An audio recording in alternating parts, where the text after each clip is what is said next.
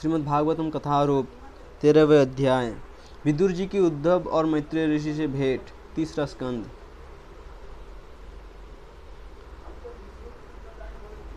श्री सुखदेव गोस्वामी से भौतिक ब्रह्मांडों की सृष्टि का विवरण सुनकर शौनक ऋषि ने सुत गोस्वामी से पूछा, हे श्रील सुत जी, हम ये जानने के इच्छुक हैं कि विदुर जी ने किस प्रकार अपना गृह त्याग किया और वन में मैत्रेय ऋषि से उपदेश प्राप्त किए। ये सुनकर सुत गोस्वामी ने नैमिषारण्य में एकत्र ऋषि मुनियों की वही कथा सुनाई जिसका उपदेश सुखदेव गोस्वामी ने परीक्षित महाराज को दिया था। पांडवों के वनवास से लौटने के पश्चात धृतराष्ट्र ने विदुर जी को सलाह लेने के लिए बुलवाया। विदुर ने अपने बड़े भाई को सलाह देते हुए कहा, आपको चाहिए कि आप युधिष्ठिर को बुलाकर उन्हें उनका अधिकृत राज्य सौंप दें, क्योंकि आपकी गलतियों के कारण उन्होंने पहले ही अनेक कष्ट उठाए हैं।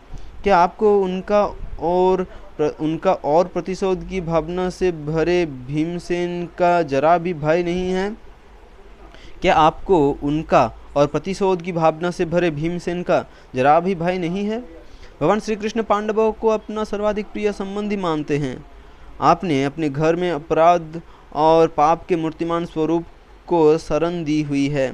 वो कोई और नहीं, स्वयं आपका पुत्र दुर्योधन है। भगवान श्री कृष्ण से द्वेष के कारण वो मंगलहीन हो चुका है। यदि आप अपने वंश का कल्याण चाहते हैं तो तुरंत दुर्योधन को त्याग कर दें। उस समय दुर्योधन अपने छोटे भाइयों कर्ण तथा मामा शकुनी के साथ उसी सभा में बैठा था। विदुर के वचन सुनकर क्रोध में उसके होंठ थरथराने लगे।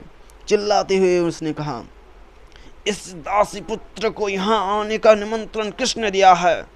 ये कपटी जिस थाली में खाता है उसी में छेद कर रहा है। इसे तुरंत राजमहल से बाहर फेंक दिया जाए और ध्यान रहे यह अपने साथ अपनी सांसों के अतिरिक्त अन्य कुछ ना ले जाने पाए। तीक्ष्ण बाण रूपी इन वचनों से विदुर जी का हृदय मर्माहत हो गया, परंतु उन्होंने दुर्योधन के इस कार्य को भगवान की माया शक्ति का ही एक रूप देखा। वे समझ गए कि इस कार्य द्वारा भगवान चाहते हैं कि वे राजमहल की गंदी राजनीति से स्वयं को मुक्त करके एक चित्त से उनकी शरण ग्रहण करें। विदुर अपने भाई के समान कभी भी राजसी वैभव से आसक्त नहीं थे और वे सदैव घर त्याग कर स्वयं को भगवान की सेवा में न्यौछावर करने के लिए तत्पर थे। दुर्योधन के व्यवहार को विदुर ने एक सुअवसर के रूप में देखा और भगवान की मायावी शक्ति की मन ही मन प्रशंसा करने लगे। यद्यपि इस माया शक्ति ने दुर्योधन की बुद्धि को भ्रष्ट कर दिया था, परंतु इसमें विदुर जी अपना लाभ देखने लगे। इसीलिए उन्हें रत्ती भर भी खेद नहीं हुआ। इतना ही नहीं, उन्होंने हृदय से दुर्योधन को धन्यवाद दिया और अपने धनुष बाण को महल के द्वार पर ही छोड़कर तुरंत अपनी तीर्थ यात्रा पर निकल पड़े। विदुर जी चाहते तो वहां से सीधे द्वारका में भगवान श्री कृष्ण के पास जा सकते थे, परंतु नम्रतावश धृतराष्ट्र और दुर्योधन के संग से स्वयं को दूषित मानते हुए उन्होंने ऐसा नहीं किया। ये विचार करके कि जब तक व्यक्ति अपने पापों से 100% मुक्त नहीं हो जाता तब तक वो भगवान का सानिध्य प्राप्त नहीं कर सकता, वे भगवान के निकट जाने के लिए स्वयं को भगवत संग के अयोग्य देख रहे थे। उन्होंने निश्चय किया कि वे पहले विभिन्न तीर्थों का भ्रमण करके स्वयं को शुद्ध करेंगे और इस प्रकार भगवान के निकट आने की योग्यता प्राप्त कर पाएंगे। भगवान श्री कृष्ण पर मन एकाग्र करके विदुर जी ने अपनी देह की सब चिंता त्याग कर अयोध्या, द्वारका, मथुरा जैसे तीर्थों की यात्रा आरंभ की। इस दौरान कोई उन्हें पहचान ना पाए, इसलिए उन्होंने साधु वेश धारण कर लिया। प्रभास में विदुर जी को यदुवंश के विनाश का समाचार मिला और तब वे सरस्वती नदी के तट से होते हुए पश्चिम दिशा की ओर यात्रा करने लगे। अंततः सौवीर, मत्स्य और कुरुजांगल राज्यों को पार करके वे जमुना नदी के तट पर पहुँचे। वहाँ उनकी भेंट भगवान श्री कृष्ण के चचेरे भाई और अंतरंग मित्र उद्धव से हुई। उद्धव से मिलते ही विदुर ने स्नेहपूर्वक उनका प्रगाढ़ आलिंगन किया और श्री कृष्ण, बलराम, जदुओं, पांडवों तथा कुंती देवी का समाचार पूछने लगे। उन्होंने धृतराष्ट्र का समाचार नहीं पूछा, क्योंकि वे जानते थे कि वह समाचार धृतराष्ट्र की अधोगति का ही होगा। उन्हें पहले से ही यदुवंश का विनाश का ज्ञान था, परंतु प्रभास में ये समाचार सुनकर उनको गहरा धक्का लगा था और इसलिए वे एक बार पुनः उद्धव के मुख से इसे सुनना चाहते थे। विदुर ने उद्धव से भगवान श्री कृष्ण की महिमाओं का वर्णन करने के लिए भी कहा, क्योंकि भगवान इस पृथ्वी पर समस्त प्राणियों के कल्याणार्थ ही अवतरित होते हैं। विदुर के प्रश्नों को सुनकर उद्धव भगवान श्री कृष्ण की स्मृतियों में निमग्न हो गए। उनसे विरह की तीव्र वेदना का अनुभव करने के कारण उनके मुख से एक भी शब्द नहीं निकला। धीरे धीरे उनका मन श्री कृष्ण के चरण कमलों के चिंतन में विभोर हो गया और उनके शरीर में दिव्य उन्माद के समस्त लक्षण प्रकट होने लगे। इसे देखकर विदुर सहज समझ गए कि उद्धव को भगवत प्रेम की सर्वोच्च अवस्था प्राप्त हो चुकी है। यहाँ तक कि 5 वर्ष की अल्पावस्था में ही श्री उद्धव पूरी तरह श्री कृष्ण भावना में निमग्न रहते थे। उनकी माता उन्हें भोजन के लिए पुकारती रहती, परंतु वे श्री कृष्ण की गुड़ियाओं को सजाने, खिलाने और उनकी पूजा में तल्लीनता के कारण उन्हें बाह्य जगत की कोई सुध बुध नहीं रहती थी। नित्य सिद्ध भक्तों के ऐसे ही लक्षण होते हैं। जन्म से ही उद्धव के हृदय में श्री कृष्ण की सेवा की सहज प्रवृत्ति थी। अंततः कुछ समय पश्चात उद्धव द्वारका के विचारों से बाहर निकलकर अपनी बाह्य चेतना में लौटे। मधुर वचनों में विदुर जी के प्रश्न का उत्तर देते हुए उन्होंने कहा, श्री कृष्ण रूपी सूर्य इस संसार के क्षितिज से अब अस्त हो चुका है। अब हमारे कुशल क्षेम के बारे में क्या पूछना। ये जगत अब भाग्य विहीन हो चुका है और सबसे अधिक भाग्यहीन तो यादव है। जिस प्रकार मछलियाँ चंद्रमा के समुद्र से जन्म लेने के कारण उससे अपने ही परिवार वाला मानने लगती है, उसी प्रकार हम भी श्री कृष्ण को अपना संबंधी मानकर ये नहीं समझ पाए कि वे पूर्ण पुरुषोत्तम भगवान थे।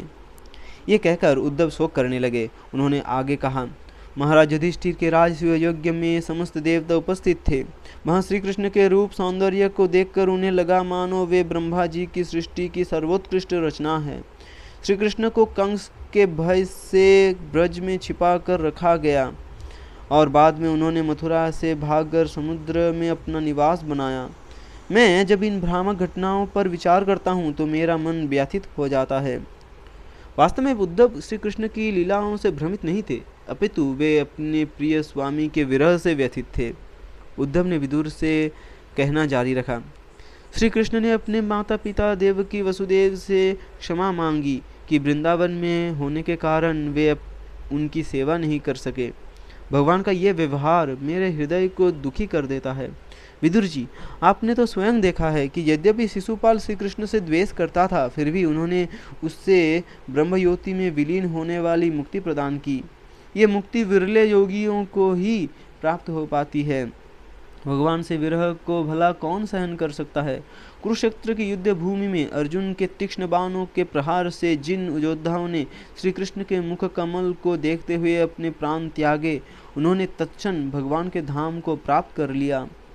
श्री कृष्ण अक्सर महाराज उग्रसेन के सम्मुख खड़े होकर उन्हें समाचार देते थे। महाराज, आपकी प्रसन्नता के लिए मैं ये बताना चाहता हूँ, पुतना राक्षसी श्री कृष्ण को हलाहल विष द्वारा मारने की इच्छा से आई, परंतु भगवान ने उसे माता के स्तर प्रदान कर दिया। इसलिए श्री कृष्ण के अतिरिक्त अन्य कौन है जिसका मैं आश्रय लूँ। वास्तव में असुर वर्ग भक्तों से अधिक भाग्यशाली है, क्योंकि भगवान से शत्रुभाव में युद्ध करते समय उन्हें गरुड़ पर आरूढ़ भगवान के अत्यंत मनोहारी दर्शन प्राप्त होते हैं। वास्तव में असुर कभी भी भक्तों की बराबरी नहीं कर सकते हैं, परंतु यहाँ उद्धव भगवान श्री कृष्ण से विरह की तीव्र भावनाओं का अनुभव कर रहे थे। वे सोच रहे हैं कि अपनी मृत्यु के समय साक्षात भगवान को नहीं देख पाने के कारण उन्हें इसी भौतिक संसार में रहना पड़ेगा। दूसरी ओर जिन असुरों ने भगवान के हाथों मृत्यु प्राप्त की थी, वे पहले से ही चिन्मय आकाश में पहुंच चुके हैं।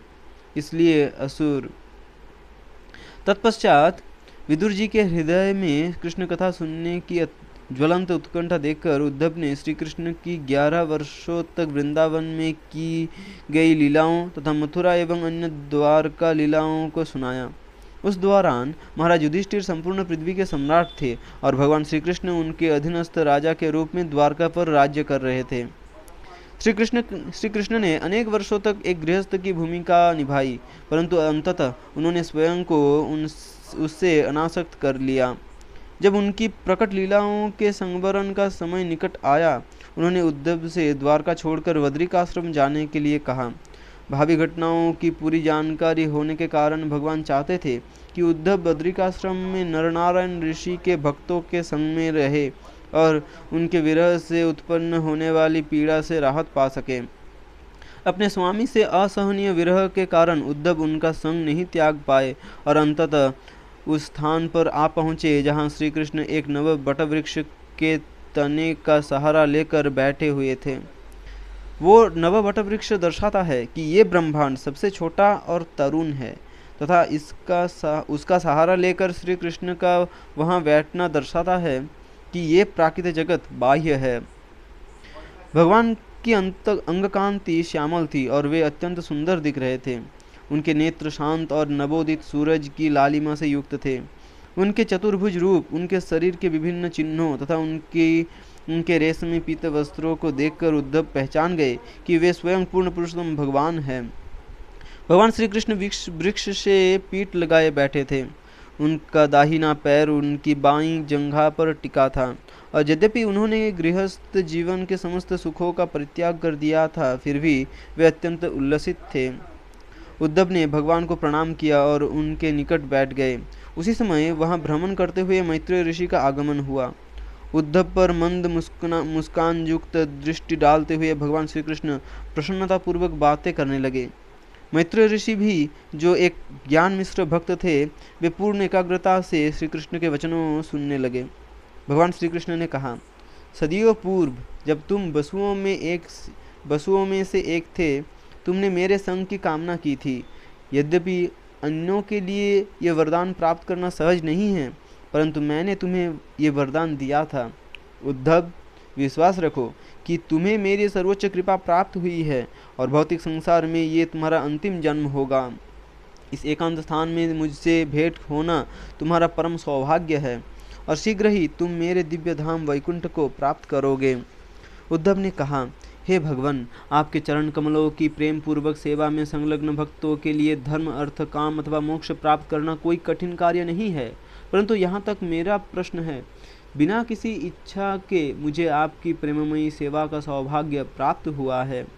यद्यपि आपका ज्ञान अपरिमेय है और आपको अन्य किसी से सलाह लेने की आवश्यकता नहीं है, परंतु फिर भी आप एक भ्रमित व्यक्ति की भांति सलाह लेने के लिए मुझे बुलवाते थे।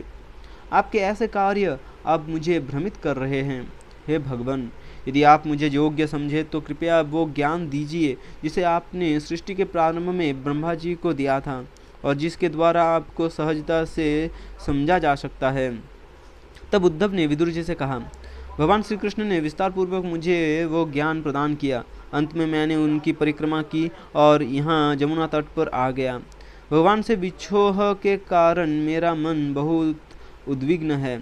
उनकी अनुपस्थिति में मेरा चित्त विक्षिप्त है और अपनी इस पीड़ा को शांत करने के लिए उनके निर्देशानुसार बद्रिकाश्रम के मार्ग पर हूँ। उद्धव के मुखारविंद से अपने मित्रों एवं संबंधियों के विनाश का समाचार सुनकर विदुर ने दिव्य ज्ञान का आश्रय लेते हुए अपने व्यथित मन को शांत किया और जब उद्धव वहां से प्रस्थान करने के लिए तैयार हुए, विदुर ने उनसे इस ज्ञान का व्याख्यान करने का निवेदन किया जिसे उन्होंने प्रत्यक्ष भगवान श्री कृष्ण से सुना था। परंतु उद्धव ने विदुर से आग्रह किया कि वे निकट ही निवास कर रहे मैत्रेय ऋषि से वो ज्ञान सुने। उम्र में उद्धव मैत्रेय से छोटे थे और अपने से बड़ों के रहते हुए ज्ञान देने का प्रयास एक अपराध मर्यादा व्यतिक्रम माना जाता है। भगवान श्री कृष्ण एवं उनके पार्षदों के अंतर्धान होने के पश्चात अब केवल उद्धव ही शेष बचे थे। क्योंकि भगवान श्री कृष्ण उद्धव को अपना सर्वश्रेष्ठ भक्त मानते थे, उन्होंने स्वयं के विषय में सर्वाधिक गुह्य ज्ञान का प्रसार करने के लिए उनका चुनाव किया। दूसरे शब्दों में, भगवान के अंतर्धान होने से संबंधित गुह्य ज्ञान इसलिए उद्धव को दिया गया जिससे वे इसे नरनारायण ऋषि एवं बद्रिकाश्रम में रहने वाले अन्य ऋषि मुनियों को प्रदान कर सके। उस रात्रि उद्धव ने उनमें से कुछ उपदेश विदुर को भी सुनाए। जब विदुर ने सुना कि इस संसार को त्यागते समय भगवान श्री कृष्ण ने उनका स्मरण किया था, वे रोने लगे। अगले दिन प्रातः उद्धव ने बद्रिकाश्रम की ओर प्रस्थान किया और यमुना तट पर कुछ दिन व्यतीत करने के पश्चात विदुर जी भी मैत्रेय ऋषि से भेंट करने के लिए हरिद्वार की ओर चल पड़े। हरे कृष्ण।